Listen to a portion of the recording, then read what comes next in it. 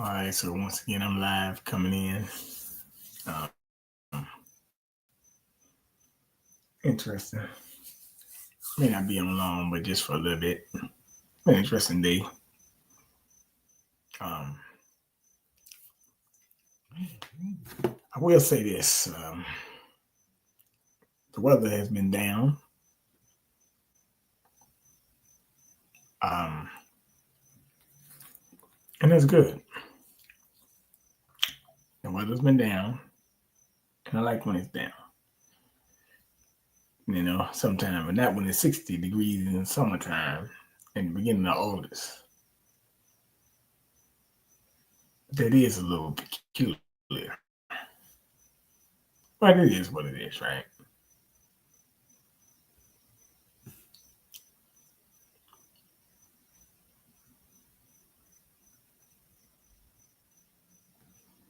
So, I mean, that's part of life.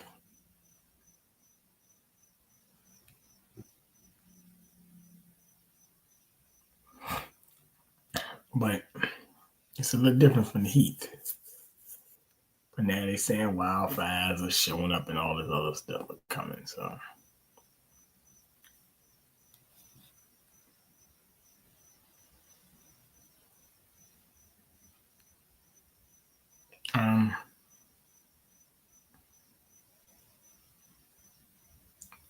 it is what it is, right?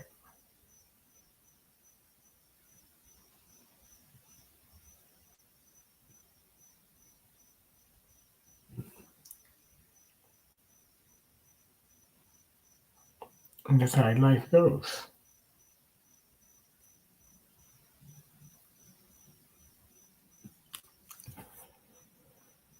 So, I mean, it is what it is, right?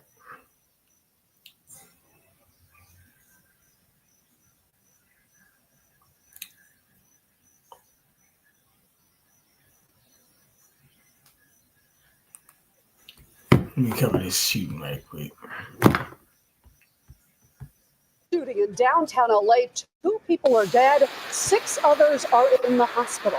This is a live look above the scene from Air 7. The shooting happened overnight following reports of a few parties in the area. We saw dozens of people crowd the streets. Good morning. I'm Leslie Sykes along with Rachel Brown and Irene Cruz. John Gregory's off this morning. Eyewitness News reporter David Gonzalez live at the scene. It just spoke to a family member of one of the victims. David.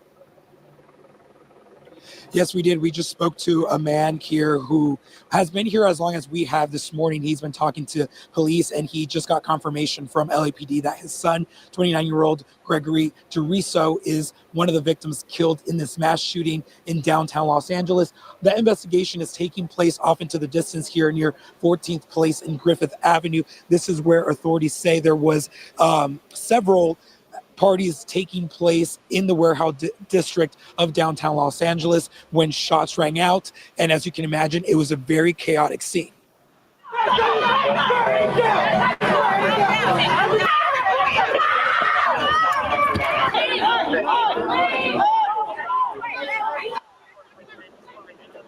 And this is video that shows just how chaotic it was outside as people tried to run away from the scene. We spoke to with LAPD, and they tell us that around 11 o'clock last night, LAPD officers were patrolling the area and spotted someone going into what they believe was an unauthorized party. Authorities believe that person may have been armed. Officers shut down the party, and everyone inside was called out into the street. They estimate more than 50 people were inside at the time. During that time, one person was arrested for being in possession of a gun. LAPD says officers were dispatched to another scene and left. Around 1 a.m., police responded to reports of a shooting in the same location of that first call. A total of 8 people were shot. One person died here at the scene. He is described as 29-year-old Gregory Deriso. LAPD says another woman died at the hospital. 6 others were rushed to the hospital via ambulance or were self-transported. At least one person was in critical condition and was also in surgery. Others are listed as stable. Right now, there is no information on a possible suspect, and they do not know what triggered this shooting. There are reports that there was some sort of warehouse party related to Hard Summer Music Festival, which ended last night in Inglewood. officers say that organizers of that party say that shooting happened 2 blocks from their event, and they stress that that shooting did not happen in their event and that their event was actually peaceful. But not too long ago, we just spoke with the father of one of the victims, and this is what he had to say. Sad. Very sad. It's now I do wish for him. I tell the gentleman, don't keep hanging with those the people he got shot with. I tell him, been telling him, don't hang with those people. Once again, that was the father of 29-year-old Gregory Deriso, who they say has been identified as one of the 2 people shot and killed here in this mass shooting here in downtown Los Angeles. But as we mentioned, there were several parties taking place in this area. Right now, we do not know which one he was at or what he was doing here in the area, but police continue to investigate this mass shooting that left 2 dead and 6 others injured. Reporting in downtown Los Angeles, David Gonzalez, ABC 7 Eyewitness News. Yo, what's up, man? What up, man? What's going on with you, man? Nothing much, man. Move around, but it's all right. What's going on? Just living the scheme, you know what I'm saying? Not the dream, but the scheme. You feel me? But the one you just showed right now, that was a little like what they call out here in California. Imagine bringing project life just by thinking about it. What they out here in California, with they call it the hood day. You know what I'm saying? Where it's supposed to be a gang, gangs their day or whatever. You know what I'm saying? They celebrate their day or whatever. But that was the hood day party or whatever. But I noticed that one of the victims' dad or whatever, you know what I'm saying? One of the persons, I was like, one of the victims' dad was African. I was like, or it sounded like he had an African accent. I was like, that was interesting. But that was supposed to be it might be gang related. You know what I'm saying? But it's interesting. Now they calling it a mass shooting, but when I seen the report on it before earlier, I didn't hear nothing about no mass shooting. It's like, okay, now I see what they're doing with this shit. You know what I'm saying? Like it can have something We're to do following with breaking news on a mass shooting downtown. The narrative, but then they'll throw that narrative, that mass shooting narrative on it. You see what I'm saying? I got you. Yeah, man. Then they had another mass shooting in Augusta, Georgia. What you think about all this, man? Montana bar shooting. What you think about it? What you think, BJ? What's your opinion on this, bro? What's your opinion on all these? Oh my God, Josh, let's get right to our top story. Look, man, it just seems like they got a. Well, the crazy part is I haven't really thought about it because it seems like they're hitting you one after another. So I've been just. It gets you used to you get used to it after a while, right? They get you with so much, you get used to it. You see what I'm saying? To where it's just like it gets normal. And so if something gets normal, guess what? You're not going to really be done. But see, that lets you know this is the government. The government has something to do with it because there's no way, man. And then if crime is down, what's going on with all these mass shootings? Right? If crime is down in all these states. Well, so crime is down. Let me get this straight. Crime is down, but mass shootings are up, right? We had a shoot. They said we had a shooting at 10 o'clock in the morning the other day. Bro, what the fuck? Yeah, like you, yeah, man. This is some operations going on, man. For sure. Get it?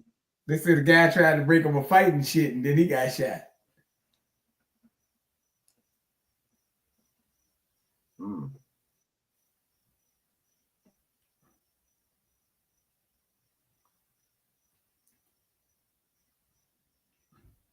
At this one right here, that's what they were saying. No, that ain't it. This about the thing in Montana.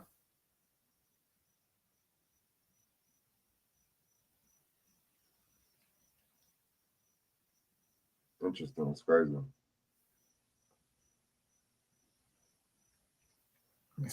Man, this some crazy shit. All right, let's see here. Let's get this Pain. An urgent manhunt underway for a man suspected of killing 4 people in a Montana bar. The suspect on the run for 3 days now. Authorities just wrapped up a news conference on their search for Michael Paul Brown. They say the Army veteran is still at large, and they believe he's armed and extremely dangerous. Law enforcement is offering a $7,500 reward, and they're zeroing in on a mountainous area in western Montana for the 45-year-old suspected gunman, saying he knows the area very well. At this time, they say there's no reason to believe he's being helped by anyone. According to the Montana Department of Justice, Brown allegedly opened fire Friday morning at the Owl Bar in Anaconda, a city of about 9,000 people. Authorities not saying what led up to the shooting, nor a possible motive. Joining me now with the latest is ABC News' Melissa Adon, along with ABC News contributor and former NYPD Chief of Detectives Robert Boyce. Melissa, I want to begin with you. Are the authorities any closer to finding the suspect at this point? Yeah, Ike, so what we gathered from this press conference with the Montana Attorney General, Austin Knudsen, is that authorities feel confident in the sense that they have a feeling where he is, that he's gathered in those mountainous areas. But at this point, they're not necessarily closer than they were, 2-3 days ago. So what we know so far about this suspect is that he knows the area so well. He is a local from the town of Anaconda, and it is west of that in those mountains. It is very wooded terrain and that area that he's very familiar with. And that's where they believe he had time to essentially escape after the shooting, get a change of clothes, somehow steal a vehicle, because it believes that white pickup truck that authorities had found was another vehicle that the suspect was in, and was able to take whatever was inside, possibly some clothes, even camping gear, and make his way into those woods. So at this point, that's where it stands. They have about 250 law enforcement officials on the ground there, Ike. And Robert, the suspected shooter is known to law enforcement. Does this make their approach to finding him any different? It does, in the fact that he has a rifle, not a handgun. So that's even more dangerous for people following him. Now, there's 2 searches here, Ike. There's on the air with infrared technology, with the aerial assets such as drones. Now, this guy, infrared technology, right? Come on, man. They say he's a military guy, right? Mm-hmm. Who to say he ain't a government employee?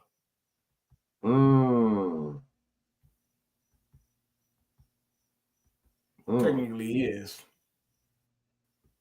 This happened right here in Virginia Beach. Coincidentally, I got to go down there soon.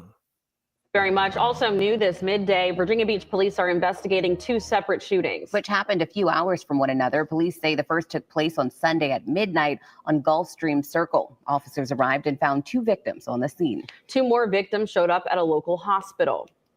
And then about 2 hours later, police responded to another shooting by Lynn Haven Mall. Around 2:15, officers found a gunshot victim with serious injuries. Tonight, your side, Andy. That's a nice mall, too. Fox has been talking with police about these investigations, kind of piecing things together for us, and he joins us now live. Andy, what can you tell us? Yeah, Lauren and Aisha, police have not officially released any other information, but just moments ago, a car pulled up at this house. This is where the party was. 3 young people got up, and I said, how do you explain the shooting and all the blood on the front step? And he said, party gone wrong. Here's what we know. Saturday, shots fired at this house. A massive amount of blood on the front step. 4 people shot and taken to hospital. Police say non-life-threatening injuries. A trail of blood all the way down the street. We interviewed someone who was at the party when the shots were fired. She does not want to be identified, but gave us her statement over the phone. The people who were shot, had you seen them earlier in the evening at the party? Yes, my friend was there. He was like kind of next to me. He walked off in the kitchen. That's where he got shot at. And when he came back, what did he say to you? I didn't see him because I'd left already. Because he was still there. He was one of the victims that were like there when the police arrived. And he was taken to the hospital? Yes. He was treated and released, right? Yes, like the next day he was released. So like the same day he was released. Now, just to give you a lay of the land here of the blood, the massive amounts of blood up on the front step, down the driveway, into the street, all the way down to the end of the street, a block down. Someone obviously shot, running away. We see where the blood ends, and it looks at, it's possible that at that point, that person got into an awaiting car. But that's the latest here from Virginia Beach. I'll have another update for you coming up. Well, I don't know about that, but I know Virginia Beach be on lockdown this weekend because they got a bunch of events going on. Matter of fact, if I be on lockdown for a couple weeks because they got a whole bunch of music festival stuff going on. So I'm gonna tell you that right now. You got the Clips down there. You're gonna have the big ass Funk Fest event down there. They have every year. So a lot of shit can be going on in Virginia Beach, bro. So whatever happens, it's gonna get stopped right quick. I'm gonna put it that way. Are you looking at 4x4s on cars.com again? I honestly don't know what you're talking about. I was thinking of From the midtown to the mid. They got police officers coming to you on bikes in Virginia Beach and shit. Oh yeah, sound like they don't fuck around. Oh yeah. Yeah, so they mean, especially with the concert shit. Here we go. Boeing workers on strike. West, thousands of workers for Boeing at 3 of the company's locations voted to authorize a strike. CBS News correspondent Chanel Call watching this one closely on a Monday for us. Chanel, good to see you. Hey, Reed, good to see you too. So we know that strike is happening at a couple of different facilities, one in St. Louis, one in St. Charles, Missouri, and the third in Muscatine, Illinois. Now, workers there, we're told, were walking off the job at midnight Central Time. And the union is saying, Reed, that we're talking about 3,200 workers who are striking. These workers build fighter jets. They voted to reject a modified 4-year labor agreement with Boeing. And that deal, important to mention, included a 20% wage increase over the course of 4 years. Union leaders had actually recommended approving this earlier offer. They called it a landmark agreement. They said that it would essentially improve medical, pension, and overtime benefits. Boeing is saying, though, it was prepared for this strike, that it has a contingency plan in place with those non-striking employees for now. And for their part, those striking workers have said, look, we are prepared to be out there. We're prepared to be out on the picket line as long as it takes to get these kinds of demands met. Here's more from one person who was picketing last night who spoke with our local reporter on the scene. I will be out here on my shift every day until the new contract is offered and we ratify a new one. And are you feeling hopeful? Do you have much faith at the current moment? No, I do not. I am betting that this is going to be a long strike. It's nerve-wracking because I don't know where my income's going to come in for the time being. I mean, some of us are going to have to go find second jobs, and hopefully you can find second jobs and make ends meet. And Reed, this comes at a time when there's been some growing scrutiny around Boeing. You know, we've heard from critics and some lawmakers who've accused the company leadership of trying to cut corners to try to raise profit margins. Well, from Boeing to Boston, and this time a different set of workers, employees of Republic, which is a waste management company that is known all over the United States. They just voted to continue their strike. What does that mean for people? Because the last time we saw this happen, we saw a lot of trash pile up in American cities. That's exactly what's happening once again, Reed. This is going to mean that 14 cities and towns across Massachusetts will not have their garbage and their recycling picked up for now. Those unionized trash collectors have been striking for more than a month now. This started July 1st. And just yesterday, they voted to continue that job action. The sticking points here in these negotiations include wages and health insurance. They want to see some more benefits on those two issues. All right, Chanel Call, great.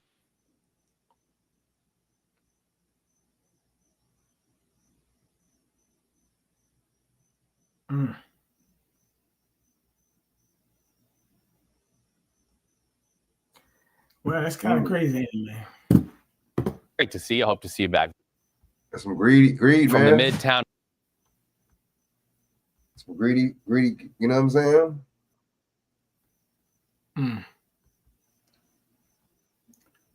All right. You got some wild stuff. There's some greedy cats. You know what I'm saying, BJ?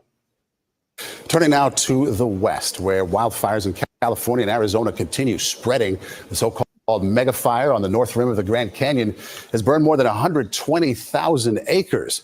Meanwhile, dry conditions north of Los Angeles are making containment of a fire burning through a national preserve that much more difficult. CBS's Jason Allen reports near the fire zone. Flames are climbing steep hillsides covered in dry brush in Santa Barbara and San Luis Obispo counties.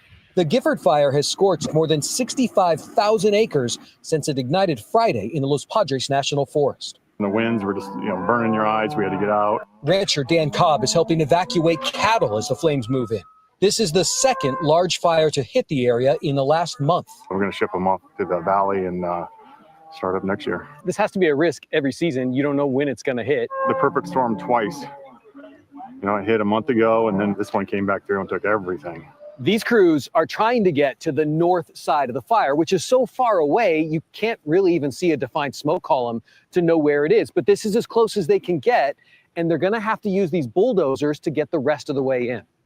Fleming Bertelsen is on the Gifford fire response team. It's hard to predict what the wind's going to do. That with the fuels has been the primary driver. The current fire season has crews across the West enduring brutal conditions with little rest. In the San Bernardino National Forest near Big Bear, fire crews are battling a mountain fire that erupted this morning. And firefighters in Arizona are still trying to contain the Dragon Bravo fire near the Grand Canyon's North Rim. The blaze, which started a month ago, has burned more than 123,000 acres. My goodness, these firefighters they'll just work night after day, day after night until we tell them to come in and we'll swap them out with the fresh crew. The wind is really starting to gust here on the Gifford fire, and that is sending the flames into these canyons and these wilderness areas where there's really no natural fire break. Maurice, that is making aircraft a key part of the fire here, a firefighting effort here, both tankers and helicopters, as they try to slow this thing down. Perfect storm, as the rancher said. Jason Allen, thank you so much near Los Angeles.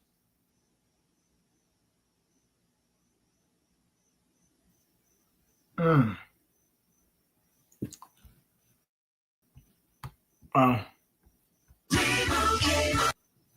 Crazy stuff, ain't it, man? Yeah.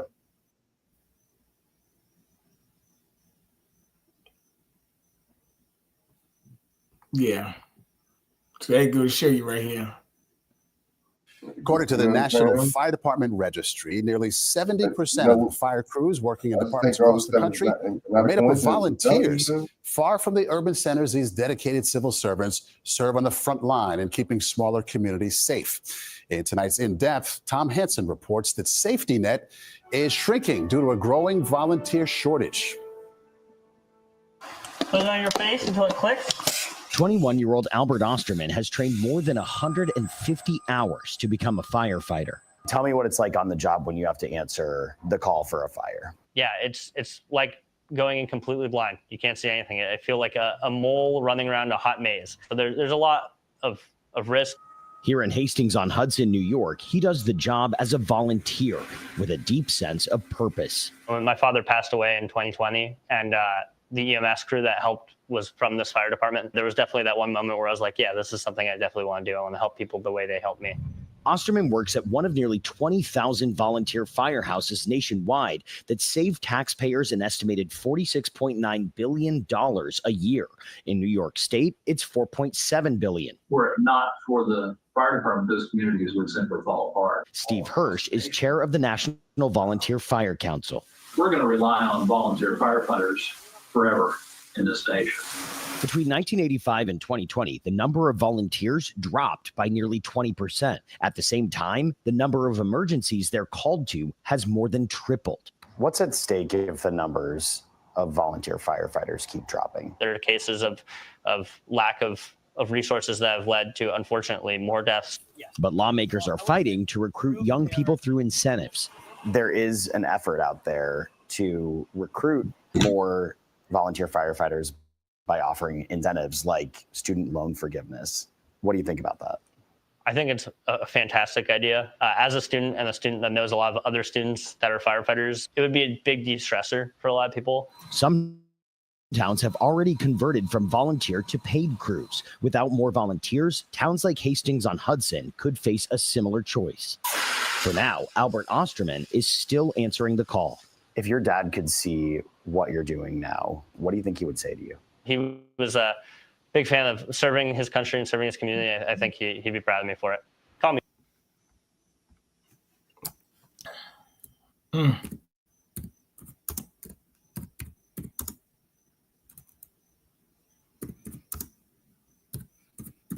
I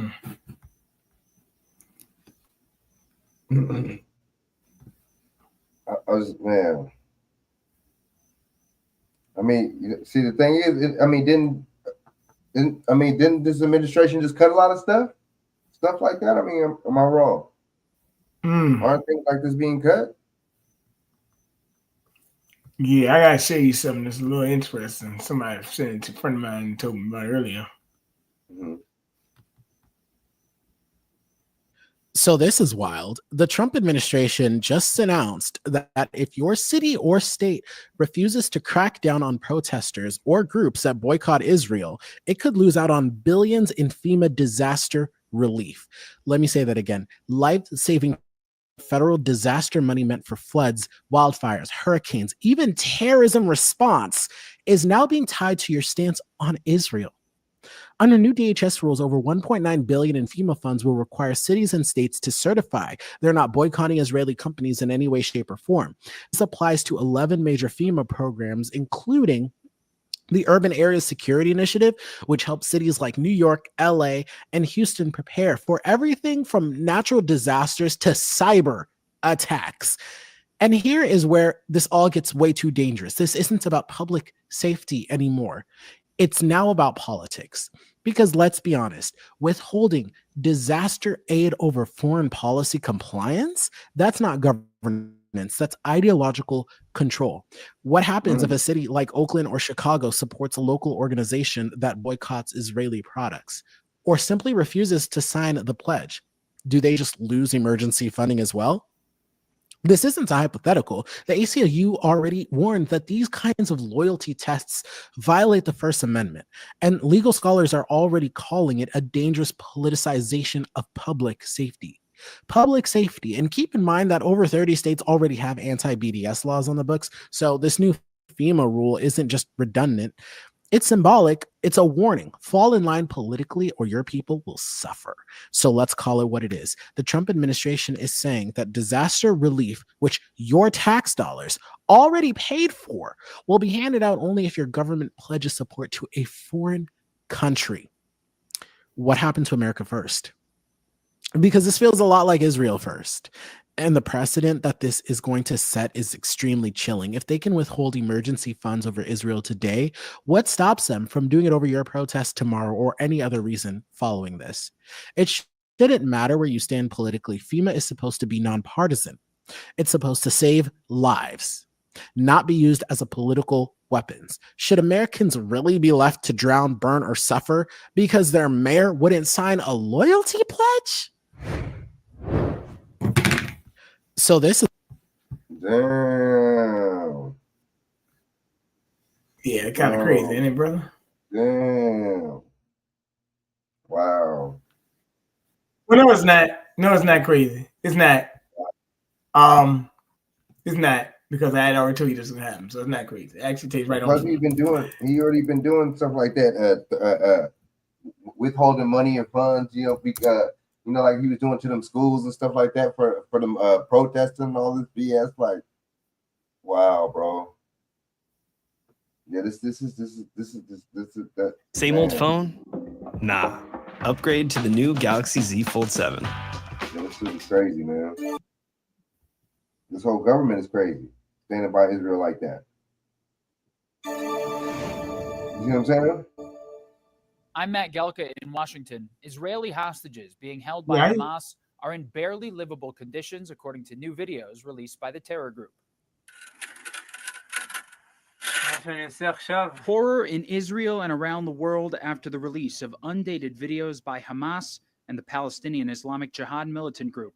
An emaciated Aviatar David, held hostage since October 7th, 2023, appeared to be digging his own grave in an underground tunnel in one of them. In another hostage, pause it. Wait, come on, wait, come on, man, wait. Come on, wait, hold on for a second. Pause it for a second, bro. If this dude's a prisoner, how the hell did he get access to a damn shovel, dude?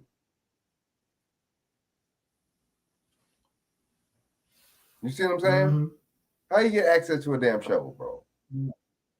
Can't that be used as some kind of weapon or something? Why would you give a prisoner a shovel?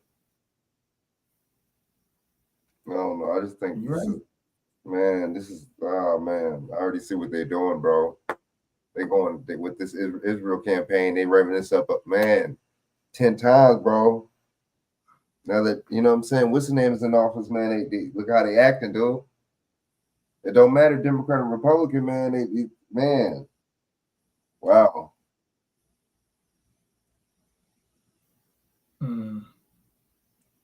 BJ, they tripping. You know what I'm saying? Yeah. Yeah. You're right.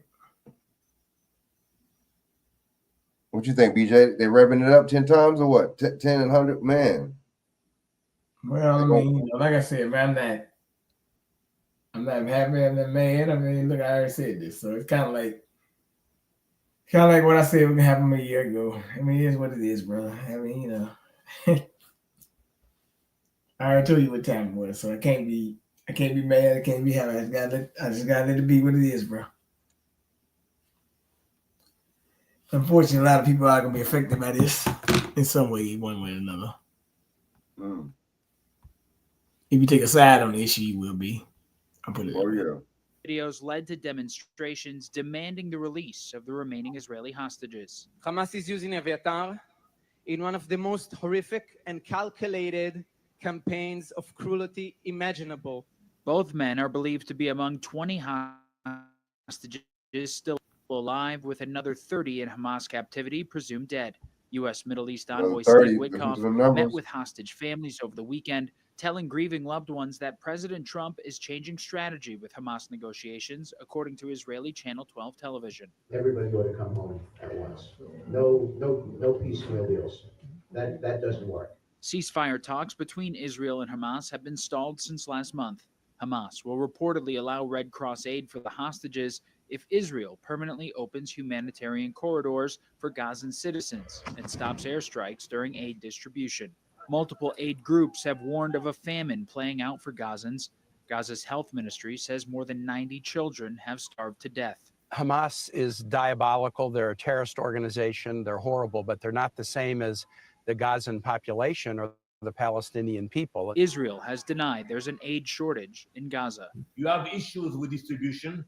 You have issues with Hamas taking over those trucks, threatening the drivers. Israeli Prime Minister Benjamin Netanyahu is reportedly weighing increased. We're committing now, I'm gonna tell you something. To free Gaza from the tyranny of these. Now they said, now this thing I'm not even really playing, but they said Israel to push to reoccupy all of Gaza in updated war plan. That's bullshit, because as I showed you last September, this was the plan. There ain't no push to reoccupy. That's the plan. They're playing all along. So I don't know why they put that dumbass statement on there. Fact. I see what you're saying. He says they put that shit up there. Oh, push to reoccupy. That was the plan the whole time. I don't know what you're talking about. They know how to put dumb shit out there. Like, come on, man, stop. But look, I just want to show you that because that was kind of like, I was like, okay. Like, all right. But go to show you once again. I mean, sometimes you gotta know what these people doing before they do it, or you gotta listen to them. And when you don't, they'll have you going right, going left, but you need to go straight. That's why I like when you bring up certain stuff. You be like, hey man, this something ain't seem right. Yeah. Oh yeah. You gotta question it, you know what I mean? Mm-hmm. Because you already know what the narrative, they're putting it out for a reason with the narrative. You see what I'm saying? Yep, and there's a counter narrative of that. Just like that Cincinnati brawl. The Cincinnati brawl, the little Cincinnati thing. That's mad political. You see what I'm saying? There's a lot of narratives with that. You see what I'm saying? Mm-hmm. That was a big side. You know what I mean? You go right here, bro. When you're the chief human resource officer, swimming in problems is part of the job. But with SAP, AI agents use all the right data. to make sure nothing stops you or your people. NBC News senior policy reporter Shannon Pettypiece has been talking to some of them, looking into this. Shannon, I'm hearing it in my real life from college grads all the time. What did these young people tell you about their job searches? Yeah, I mean, NBC News, we heard from more than 100 recent graduates, and among them, a really dire picture emerged. You noted some of those examples. One woman we talked to had applied to 1,000 jobs and had only gotten 2 interviews. Those who were working said they had to switch fields altogether. They were taking entry-level jobs, making half of what they had expected. And some, even with what you would think would be in-demand degrees like computer science or degrees related to business or finance, couldn't find anything, couldn't even find retail entry-level jobs. And they're struggling. They're living back at home with their parents. They're spending down their savings. Here's a little bit more of what we heard from a couple of them. I am 26 years old myself. By 26, I would have my own house. I would have my own family. I would have my nice little luxury car. That hasn't happened.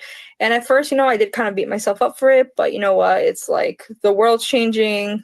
I'm almost 27. Like, if the next job I have, I want it to be my career. I feel like if I go for something like Walmart or McDonald's, which is the type of jobs there is around here right now, that I just wasted all that time in my life for nothing. And the data backs this up. You mentioned that slow jobs report that we saw on Friday. Well, when you dig into that number and you look at just recent college graduates, the unemployment rate has been ticking up. And that gap between the unemployment rate of recent college graduates and college graduates as a whole is widening. So there are definitely signs of stress. And economists I talked to out there, they said there's a number of factors. There was a lot of hiring the past few years, but there's also a lot of uncertainty in the economy right now that has employers pulling back, whether it's uncertainty about AI or uncertainty about tariff policy. They're just not adding jobs. And those who are trying to get into the job market, like recent college graduates, are really bearing the brunt of that. We thank you for watching, and remember, stay updated on breaking news and top stories on the NBC News app or watch live on our YouTube What are they channel. going to do about that? Are they going to issue some stimulus checks? Wouldn't you think this would be the perfect time to do that? We're also learning more tonight about a pretty scary. You got a good point there, brother. It's like, okay, so you know what I'm saying? That's just you see what I'm saying? That's how that works. You're just gonna let motherfuckers just be unemployed and just that's that. It's like that doesn't make no sense. And plus, when you give these people money, they're gonna spend it right back into the economy anyway. It's like I don't understand. Like I be saying, man, either side, man, don't be mattering, man. They don't get if you poor, you know what I'm saying, you're losing straight up. They don't, you see what I'm saying? Yep. Well, here we go right here. Incident on a United flight heading from D.C. to Germany, with the pilot putting out an emergency call after an engine failure. Take a listen to this audio from the control tower. Dallas Tower with alert 2, Dallas Tower with alert 2. Dillis is right here in Virginia. The response location, runway 19er center. So left engine failure for United 108 Heavy. Returning to Dulles, ETA is 6 minutes. You can see the flight path here. The plane, a Boeing 787, circling Dulles Airport outside D.C. before making an emergency landing. Aaron McLaughlin is joining us now. This is scary stuff, Aaron. Do we know anything else about what happened, how this happened? Well, it's certainly the subject right now, Hallie, of an investigation. We do not know why that left engine went out on this flight, United Flight 108. It's a pretty big international flight, 219 passengers, 11 crew members. It had just taken off, was minutes in the air when that left engine went out. You saw the flight tracker there. It circled, apparently dumping fuel, according to the correspondence between the pilots and then air traffic control before making that safe landing. We do have a statement from United Airlines saying United Flight 108 to Munich returned to Washington Dulles shortly after takeoff off to address a mechanical issue. The plane landed safely and all passengers deplaned normally at the gate. The flight was subsequently canceled, and we arranged alternate travel arrangements to take customers to their destination as soon as possible. Still no word on what exactly happened to that left engine. We thank you for watching, and remember, stay updated on breaking. Crazy ain't the man. What's up with all these planes, man? You know what I'm saying? I don't know. Nobody's addressing that, huh? All these issues are either going down or you notice that or no? I do notice. You notice that? I do realize it.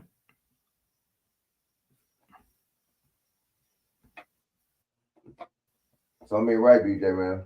You know what I'm saying? I agree right with him. Somebody was talking. Lemon pepper wings, lemon pepper sandwiches, or Now to some statistics that could save your life. They come from the American Cancer Society, and they serve as a new reminder of how important it is to get screened for colon cancer beginning at the age of 45. A report out today says that over a 4-year period, the number of colon cancer cases among Americans 45 to 49 has nearly doubled. Our Dr. John LaPook deals with this every day as a gastroenterologist. He joins us now. So John is an expert in the field. What do you make of this increase in diagnosis? I'm smiling because it's good news. You know, back in 2018, the American Cancer Society said for the first time, you know what, let's start screening people at average risk at 45 rather than 50 because we're seeing an increase in colon cancer in younger people. So you would have expected to see increased diagnosis of colon cancer at the early stage in that group. That's exactly what we saw, which is great news because caught very early, the cure rate is more than 90%. That's huge. But still, the study shows only about a third of the people eligible who should be getting screened are actually doing so. That doesn't sound great. Yeah, I mean, 1 in 3 is not great. It's better than, as you can see from the graphic back in 2019, it was 1 in 5. We have a ways to go. I should point out that even though colonoscopy is the gold standard, stool tests can also be pretty good at picking up colon cancer at an early stage. What do you tell people who are hesitant to go out there and get this screening? They just don't want to do it. It can save your life. Almost every colon cancer starts off as a benign polyp that over the years turns into cancer. So if you have a polyp that's destined to become cancer, and I go and do a colonoscopy and remove it while it's still benign, instead of getting colon cancer, you don't. That's a home run over the center field wall. To me, it should overrule any hesitation that you have. That's pretty compelling. John, thank you so much.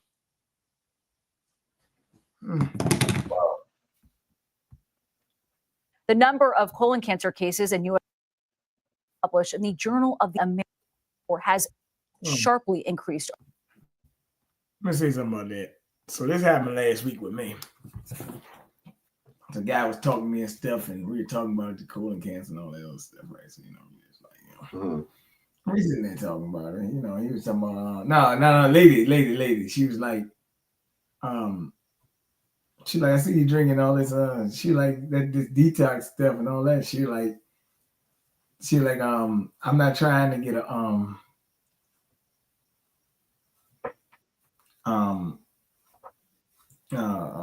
get a colon check. So she was like, if I drink this stuff, I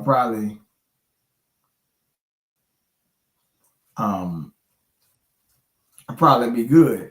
I said, yeah, you could be all right. And she was like, I'm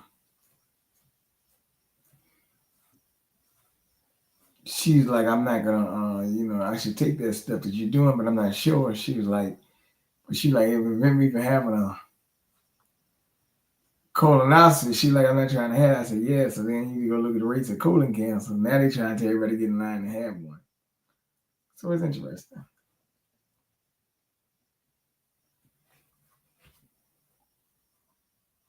So interesting. But it is what it is. But I go to show you how things go. Well, my thing is they're saying it double. Why? Why is it double? You know what I'm saying? These motherfuckers don't know what. I mean, they get paid all the money to be scientists and do all the science work. Figure out why, You're right. You gotta figure out why. What? Like, all right. Interesting. But they're not gonna figure that out because they're gonna be too much like right. You gotta take the medicine, brother. Right. You gotta take that medicine.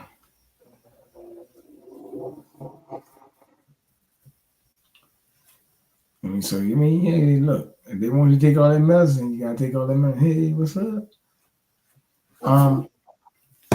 That's just how it goes. True.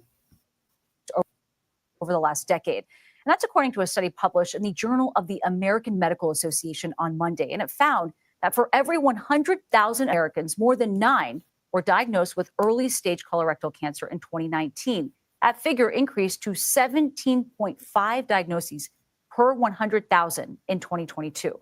The sharp increase coincides with the U.S. Preventative Services Task Force's 2021 recommendation to move the starting age for colorectal cancer screening from 50 down to 45. And CBS News medical contributor Dr. Celine Gounder joins us now. She is also an editor-at-large for public health at KFF News. Dr. Gounder, we always appreciate seeing you and hearing about your insight. Why did the task force make the decision back in 2021 to lower the age, and did it really make a difference? So the task force lowered the age because we've been seeing an increasing rate of colon cancers among younger people. So a 45-year-old today has really the same colon cancer risk as a 50-year-old about 20 years ago. So they dropped in 2021 the starting age for colon cancer screening to 45 instead of 50. I was actually one of those 45-year-olds who got my first colon cancer in the last several years. But as a result of this, we are seeing earlier screening, earlier diagnosis. So some of these numbers some of this represents just an earlier diagnosis than would have been made in the past. So being a little bit more proactive in all of this. Why are we seeing more diagnoses with younger people to begin with? What was behind even moving that age? Yeah, so we don't entirely know. So some of the hypotheses are that this is being driven in part by diet. So we have highly processed foods in our diet, less fiber in our diets, higher obesity rates. We also see that there may be a role of the microbiome, which is the bacteria in your gut. Everything from antibiotics to your diet and obesity can change those bacteria, and that can have an impact on inflammation, other drivers of colon cancer. And again, we did not have younger people getting screened like this in the past. That is a big change. What about any disparities in this? Are there certain groups that are more or less likely to benefit from this shift? Yeah, so some of the groups that have lower rates of screening include Hispanic people, American Indian and Alaska Natives, rural people. It might be harder to get transportation to reach a center that does a colonoscopy, lower income populations. And unfortunately, the benefit of those earlier age cutoff for screening, the people who are benefiting from that are highly educated and have insurance. So it's not the people that were facing barriers before, they are still being underdiagnosed. There's also been a lot of concern about HHS Secretary Robert F. Kennedy Jr.'s reported plans to replace all 16 members of the task force. What would that mean for colon cancer screenings? Well, the last thing we want is for this kind of medical scientific decision-making to be politicized. And he already did this with the ACIP, which is the External Advisory Panel to the CDC on vaccines. Now we're seeing this with the U.S. Preventive Services Task Force. Their recommendations are the trigger for insurance companies to cover preventive measures like colonoscopies with no copay. I don't think that'd be a good thing for him to do that. Why don't he just leave it? You know what I'm saying? Leave that. Just like because they already cut cancer research already, especially for the kids. You seen that? Yeah. The Trump administration already did that already. So it's just like, man, bro. What is really going on with this administration? On one side, cutting cancer research, I don't think you need to do research. I think that they know what's given to you. So they ain't stupid. Right. The problem with that is, I don't care if good research or not, but if you do that, you gotta get rid of cancer. Wait, say that one more time? I don't care if they cut cancer research because they know what's causing it, right? Right. But you're gonna cut the research, you need to get rid of cancer then. You said cut the research, get rid of the cancer, you said? If you can cut the research, then you need to get rid of the cancer. That's true. And you're still selling cancer drugs, so that's not the case. I see what you're saying. Yeah. What would you say? What last thing you said about the research is a money play. Right. There's a money play, right? The research, right? But now you cut the research and you still making money. So all you're doing is still making money. Just cut the cancer out and we good, right? Yeah. I'll tell people what's causing it. Right.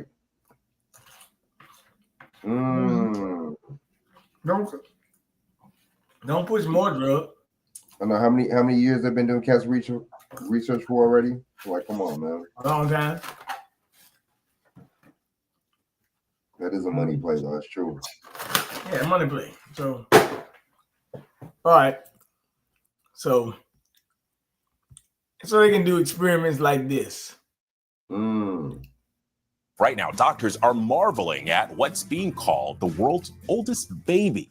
The Ohio boy was born from an embryo frozen in 1994, and he was conceived in a lab by a couple using IVF, which was relatively new at the time. His adoptive parents found the embryo through a Christian adoption embryo agency. And so for more on all this, I want to bring in ABC News medical contributor, Dr. Alok Patel. And Dr. Patel, happy Friday. Thanks for joining us. But first, this is a record, and it's really kind of remarkable. But what's the reaction in the medical community to this news? You know, Alex, I know people will see these headlines and think this is sci-fi, this is something of the future, but some of the physicians and scientists I've talked to are like, hey, no, this is what we can do with reproductive science and technology. The fertility doctors I've talked to, the reproductive endocrinologists, see this headline and say, yes, spread awareness that we can keep these embryos frozen for a very long period of time. But if you look at the broader conversation among the healthcare community, this really sits in that Venn diagram of human biology and development, scientific advancement, and ethics and individuality in kind of making these decisions for families. So yes, call it a scientific marvel, appreciate science, and realize that there's a lot of humanity in this story. Well, and that's a really good point, Doc. But I'm also kind of curious, you know, implanting older embryos, is it more of a risk? From everything that the data suggests and what I've talked to about the experts here, the only risk or the only higher risk situation really comes at the age of the woman when the embryo was frozen. But if the embryo successfully can be thawed and passes screening, the risk is exactly the same. It could be an embryo that's been frozen for a few months or one that's been frozen for 30 years, because remember, this baby was born at term and is fully healthy. So that actual freezing process is what matters. And that process has actually advanced over time. After the year 2000, the new method of cryopreservation is even more advanced with a higher success rate when it comes to thawing. Well, and so with that in mind, are you expecting to see older embryos, become more of a trend with IVF?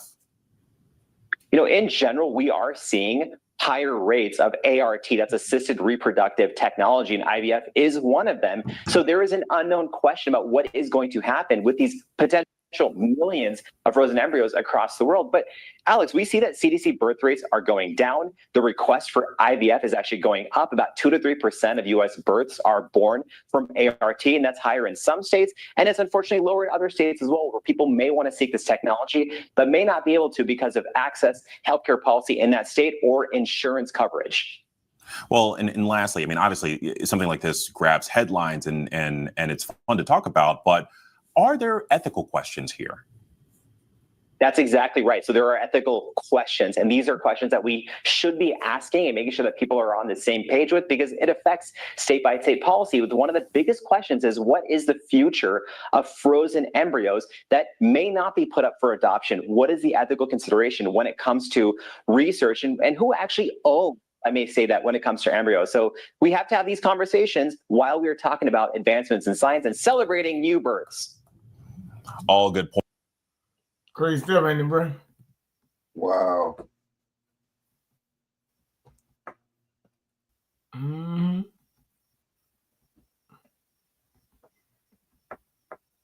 Yeah. This is my bad. I heard in that screen mode like that. Damn, hey, that's wild. Now look at this dumb shit.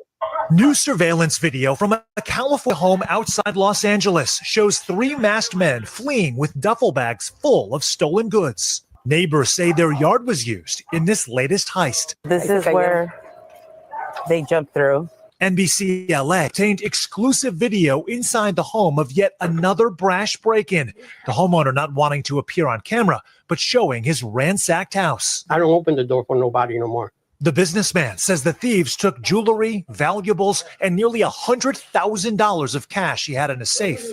They ran off through here. People from the home next door in Downey, California, said the robbers appeared disguised. It looked like vests, like they had on. They looked like Amazon workers. The victim telling NBC LA it all occurred just moments after he left his home, leading him to believe he was being watched. Drop off my wife. The alarm calls me. Friday's invasion, just the latest burglary gripping the region, shaped by a similar hallmark. Thieves often using hidden surveillance cameras, seeming to know exactly when homeowners are and aren't around. What is really standing out to you the most? What's standing out the most in the recent increase in burglaries at residents is the information that these suspects have prior to entering these homes. They know when you're at home, when you're leaving your residence. In the last few weeks, sports stars, Hollywood execs, and everyday residents alike have been victimized. Law enforcement is warning residents to protect themselves with cameras of their own, saying any visuals make a huge difference in finding those responsible. Sam Brock, NBC News. We thank you for watching, and remember, Gear up for back to school with A+ deals for the whole family at your Going Gone by Dick's Sporting Goods. Police are looking into how a grand opening at a Northwest Harris County hair salon got out of control. Yeah, scary scene for hundreds of people after a chemical substance was deployed into the crowd by someone other than security or deputies. We sent a breaking news alert just before 10 this morning when we learned about the incident on your Click to Houston mobile app. Our Joy Addison has details. Well, as you can see, people are still trickling into that store. When they make it to the door, they're being told that this building is now closed after we saw that crowd get out of control this morning. The fire marshal says this beauty supply store will be closed for at least another 8 weeks. Whoa. Wright has about 2.3 million followers on Instagram and has famously styled Houston native Meg Thee Stallion and award-winning R&B artist SZA. About 14 hours ago, he advertised $300 to $400 wigs, $4,000 in cash, and other items being given away to the first shoppers that could make the tour. These posts drew the initial crowd. Social media videos show hundreds of people inside of the store and over 500 people camping overnight in the store's parking lot, waiting for the grand opening the next day and the promise of more free items. After the crowd got out of control, police were called for a disturbance and for calls for heat exhaustion. Everyone that needed help was treated on the scene and it was cleared. The fire marshal then arrived and said the owner did not have the proper occupancy permits and closed the place down. People started lining up at night. Like they spent the night at 9. And by the time I came with my friend, it was already 5 in the morning. It was wrapped around. We was just trying to get the back to school deals. I have a daughter. I wanted to get her some barrettes, some beads, like the little girly things for her. Didn't even get to get in. They started fighting over bundles, fighting over wigs. I feel like if they had the proper structure, form the lines, like the barricade and stuff, then it would have went smoother because it would have been no room for anybody to cut. And they also started forming another line on the other side. People got maced. Police came out. Once the doors were closed, someone used this as an opportunity or for whatever reason felt they needed to disperse the crowd. Those that were affected were treated by EMS. We had several medical issues came up along with the disbursement of the potential chemical agent, as well as heat exhaustion and some other traffic stuff unrelated to this. And despite the grand opening that is still being advertised on social media for tomorrow, police and the fire marshals have confirmed this business will stay closed until the proper permits are secured and security is there to welcome the crowds. I see they got a Dollar Tree and a Boots right beside it, so I already know what time it is. Wow. Same thing in every city, man. It's ridiculous, man. Hey, yo, when I see that, I already know what time it is. But I can always tell you about all the people at the hair salon what time it was. That's burnt out, bro. That's crazy. Hey man, that's why I said, you know, it's one thing when you go in any different city, doesn't matter where you are. It's designed to let you know where the hood is and what other areas are. Man, That's just how it is, bro. I'm not, man. MLK. That's all you got to see is Martin Luther King Boulevard, man. Shit You know like what? that, you know. Check this out. Martin Luther King Boulevard here takes you into the VC area, which is downtown where the hospitals and the downtown. But when you're in the Martin Luther King Bridge, on the other side, right, as soon as you get across the bridge, you're right at a housing project called Mosby Court. With a school across the street. With a school across the street that says Martin Luther King Middle School, but Mosby Court is right there. The project is right in front of the damn school. I'm telling you, that shit is ball by design, man. I'm telling you, man, this shit is experiment, dude. That's why it's called the project. You know what I'm saying? Yeah, and Mosby Court is a different type of project because you got a project on the bottom of the hill, and then you got a project on the top of the hill behind there where all the shooting goes on. Oh, wow. You got 4 housing projects out there, motherfucker. Now watch this. This happened the other day. Fan threw a dildo on the court. With Liberty Mutual, you can customize and save. Oh, I think your hats are switched. No. 8 assists to add. Hayes gets blocked by Maya Caldwell. Something flies on the court, actually, from the crowd. The officials will say they will continue play as that goes off the fingertips of the Valkyries, but that needs to be addressed. Well, let's go back to the block, though. Hayes thinks she has the clean shot, and Maya Caldwell just comes over and saves the possession. Excellent defense from Caldwell, and that's her job. That normally Jordan Canada didn't know something flew on the court. She's being told right now.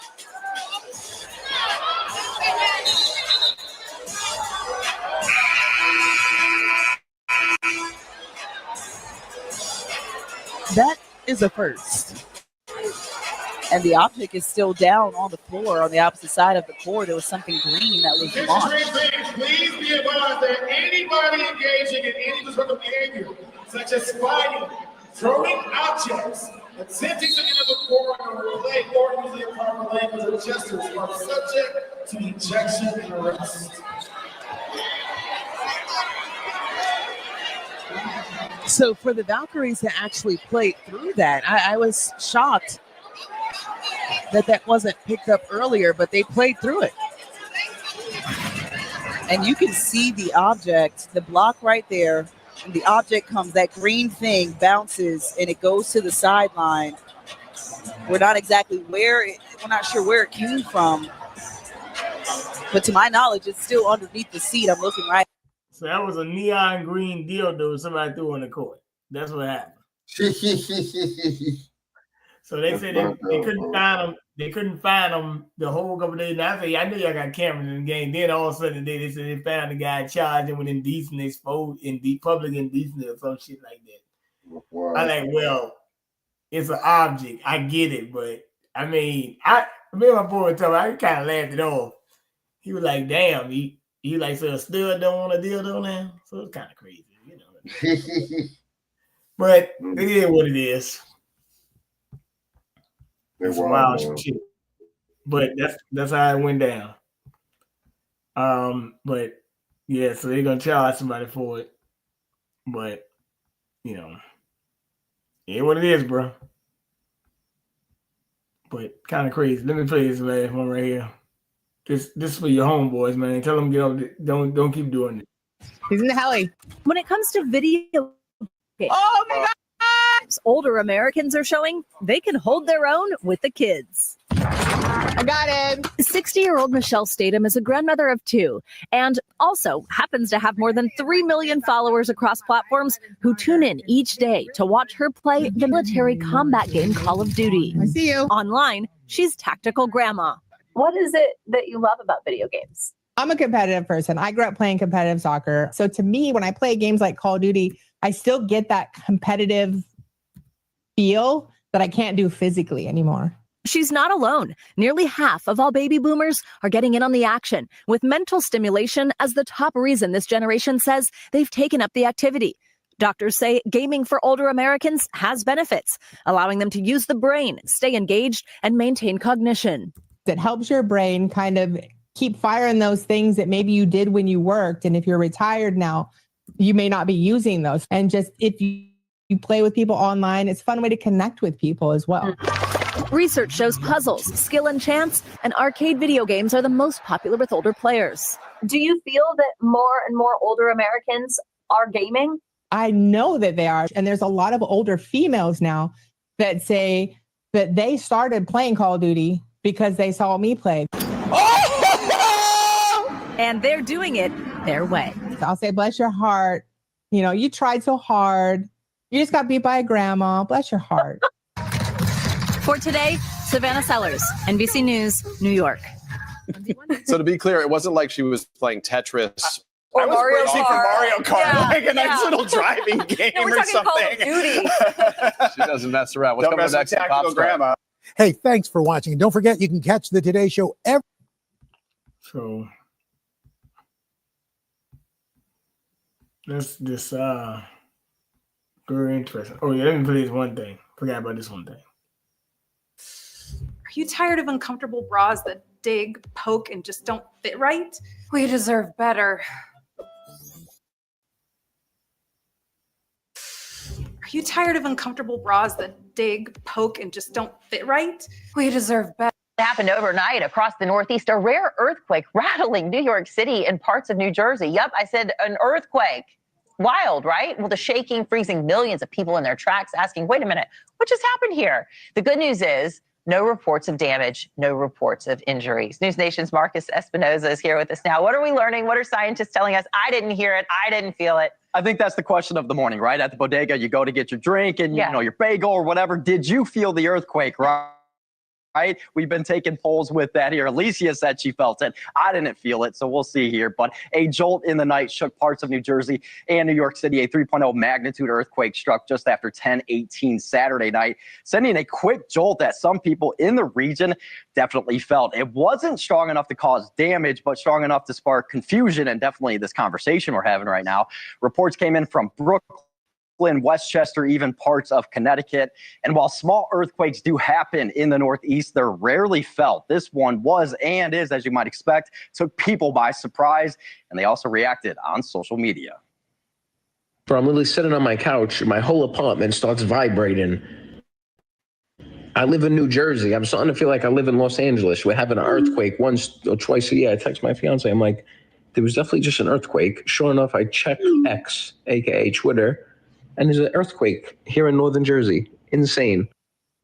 Everything about that video is great. I love everything he said there. Great report by that gentleman. The U.S. Geological Survey says the epicenter was just west of New York in the New Jersey town of Hasbrook Heights, less than 8 miles from Central Park at a depth of about 6 miles. The Empire State Building even jumping in here and weighing in on social media, posting, I am fine. New York City emergency officials say there were no reports of damage or injuries, but urged anyone who felt shaking to check for shifted objects or falling items at home, check that basement, make sure everything's connected and tight, and there's no any sort of leaks or gas leaks, anything like that. Oh, great Want to be point. aware of that as well. But overall, it seems to be just a fun topic to talk about this morning. Keep an eye out for those aftershocks. Unlikely, but earthquakes in New York. Some people call it quakes in diverse places. Now, I gotta go pack this stuff up, bro. But yeah, just give me a quick report of what's going on in California. What you got going on? Man, I think I said, hold on, let me see. So Ninth Circuit Court freezes on Southern California ICE patrols. So I guess that froze the other day. So that's why you haven't really been hearing too much. But other than that, just same old bullshit, man. Same old. Like? Say it again. What's the weather like? Oh, it's straight, man. Like 70-something degrees, 70. You know what I mean? Today was like 70. We've been having all that 90-degree weather, and then all of a sudden, yesterday morning, 62 degrees. You can see the frost coming out your mouth. I said, "What the hell is going on?" Right? That's weird. But it was like 80s, 70s. Tomorrow, 77. So we got a, like Case would say, a cool summer day. But it is what it is, bro. Like I said, man. Hey, look, we got that going on. You know, I think they got a hurricane coming up. I forget the name of Denton or something like that.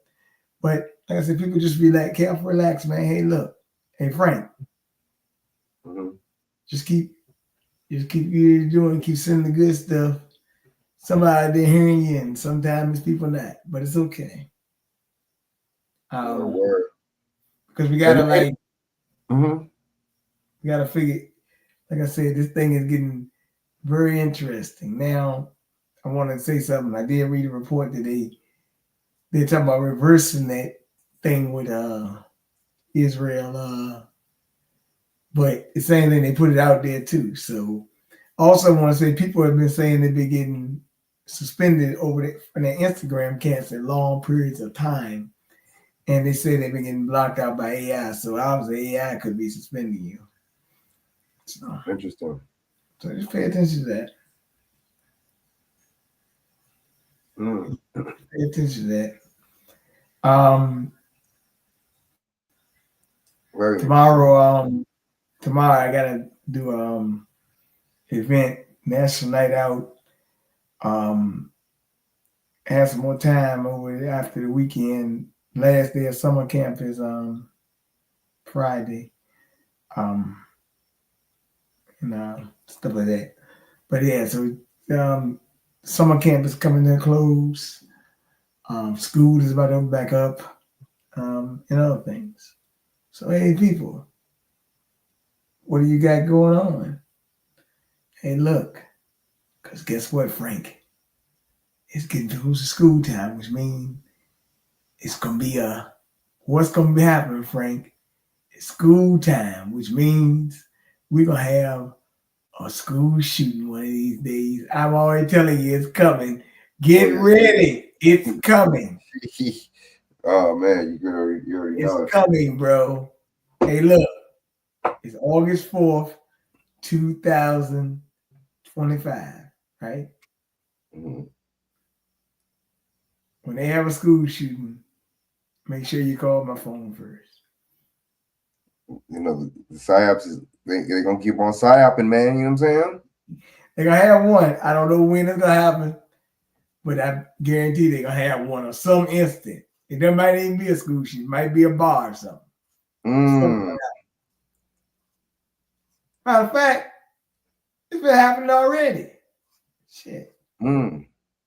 But you already know, Frank, the psyops don't. As a matter of fact, you know what? I hate to say it, man. It seems like we've been having a psyop almost every damn week. What that tell you, bro? Seriously, what does that tell you, man? Yeah, but go ahead and shout your information, man.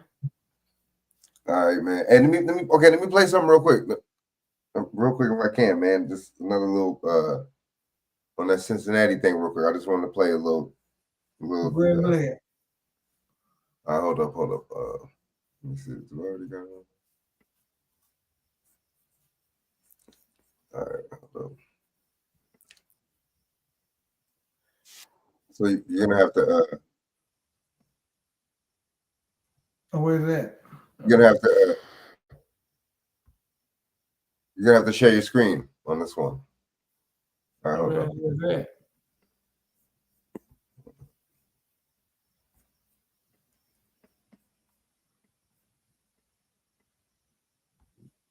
All right, cool. White people saying, yeah, that's wrong. That guy should be arrested as well. So from this part to y'all let me know what y'all think in the comments. Well, listen to the Reverend Damon Lynch real quick. Thank you, Mayor, and to all gathered, to the chief, sheriff, council members. I agree, and I'm excited to stand with the mayor and others saying that safety has to be the #1 priority in our city. across our city, every social demographic wants to live in a safe city. And in saying that, let me address briefly the racializing, politicizing of this event that happened this past weekend. We would not be here, and this would not be national news. This would not be national news. This was a group of Black people that jumped on other Black people. It would not be national news if it happened in Montgomery Inn and somebody beat down two elderly white people. But obviously it's national news because it's been racialized. So let's walk back. For those who want to racialize this, it was a fight that took place. It was a Black man and a white man, one-on-one. They were facing each other, and no punches were thrown. A kick was tried that didn't land. For those who want to racialize it, then a Black man stepped in between the combatants, separated them, and said, "This is enough, stop fighting, everybody needs to chill." And then for those who want to racialize it, the white man then steps back in the ring and slaps the Black man that he had just squared up with, but slaps another Black man. So after that, he was met with disproportionate force. For those who want to politicize it, the J.D. Vances and Vivek Ramaswamy's and the Bernie Marinos and the Christopher Smithermans and many others who want to politicize it, they have not yet said something that I always hear when a Black person, say, runs from the police and then is met with disproportionate force, sometimes ending their life. What we hear is, well, why did they run? Why didn't they just comply? We hear that every time. But I've yet to hear anybody say, why didn't he just walk away? So let me back up so you understand this. That's a fact. Two combatants, that's real. one Black, one white. A Black man steps in, breaks it up. That's real though. That's a fact. You know. The white guy re-engages, slaps, not the Black man that he had just squared up with, but slaps another Black man. And nobody's asking, why didn't he just walk away? And so when I see, and I don't know who else the chief is looking for or CPD is looking for, but when I see the mugshots, I only see people who look like me. I don't see the person who re-engaged, slapped not the initial person, but slapped another Black man.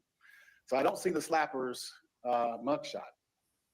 And so sadly, I have to agree with those who are politicizing this and racializing this. I have to agree with the Smithermans, the Ramaswamys, the Marinos, Corey Bowman. This is racial because it is unequal justice. And so until we see all the mugshots, this is still a racial issue. So let me say again to those in Cincinnati, it's Friday night, and we know people like to go out on Friday night. Here's what I would ask. Because of what happened this past weekend, we don't want to see it happen again. Drink responsibly, take care of one another, and everybody get home safe. God bless you. And we can. I mean, that's real though. That's real spit, man. You know what I'm saying? Why, you know, why is it different, you know, when the so-called victims look, you know, don't look like us, you know? You know, why is that person that did the slapping, why is he not in jail, you know? Got one. You know, you let them motherfuckers go back to Russia. Why would you let them go back to Russia if y'all supposed to be investigating? No. You're right. That makes sense.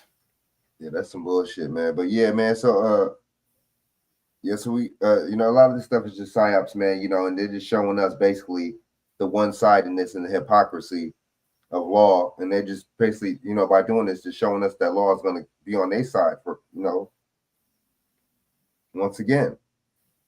That's you know, basically showing white people and us, basically. You see what I'm saying?